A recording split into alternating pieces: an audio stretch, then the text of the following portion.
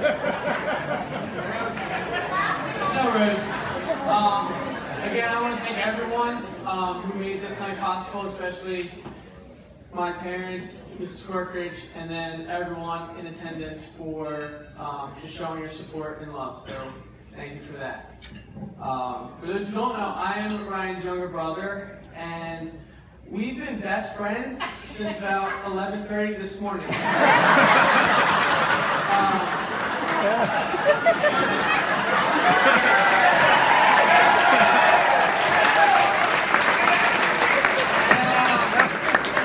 At about 11:45 today, he came up to me, telling me he had a great time on the bachelor party, and if I did a good job tonight, I could be best man at his next wedding. There's a lot of pressure on the speech tonight, so I went straight to YouTube. I searched best man speeches for Big Brother, and they all had the same common theme, how I look up to my big brother, I want to follow in his footsteps, I want to be like him one day, and I thought, what a crock of shit that is.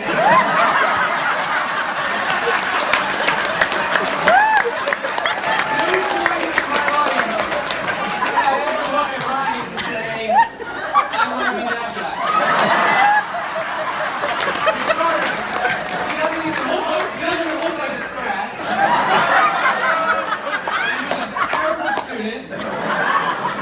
He whined, complained, he argued with every umpire to the point where my dad made him walk home from baseball games. That didn't want to be seen with him. He's a terrible dancer and always blames the DJ.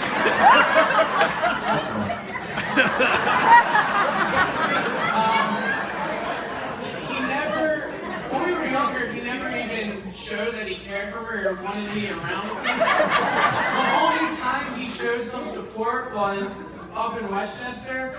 I got an IM, AIM, and it said, yo, when are you coming over to drink some beers? I said, Ryan, I'm 14, Mom and Dad. He said, tell them you're sleeping over someone's house and just accept it. I said, that's a terrible idea, I'm telling Dad.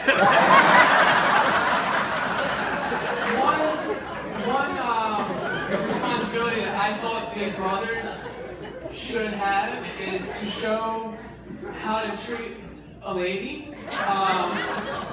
But when I found out on his prom, he showed up like a 1970 pimp. And they got their flowers off of graves from the cemetery. I realized that was no longer a good idea. So, basically what I'm trying to say is, Ryan, you're not smart.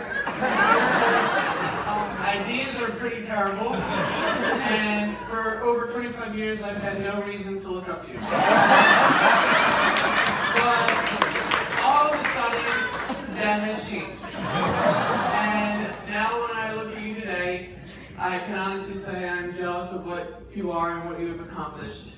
And I cannot wait to meet a girl who will not only buy me a dog, but buy me a house.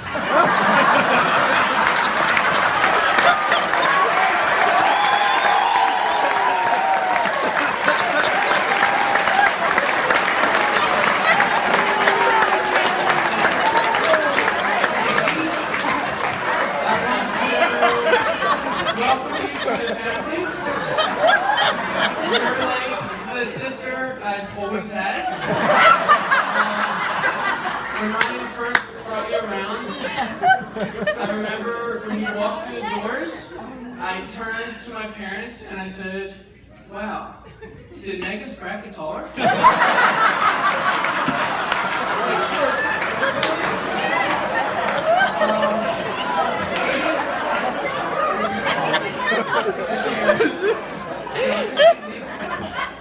And most of all, I want to thank you for turning Ryan into someone I can finally look up to and be proud to call my brother. You've empowered him. You've created a man who is thoughtful, cares about others before himself, finally,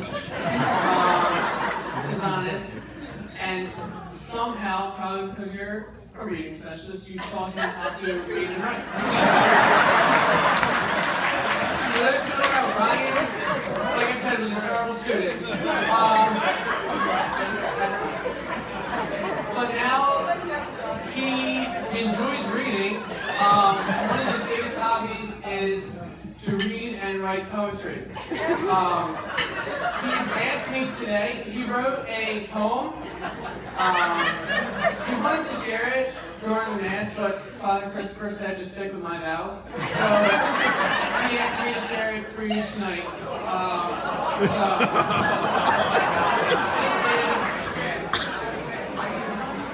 This is called My Wedding Day by Ryan Scrapp.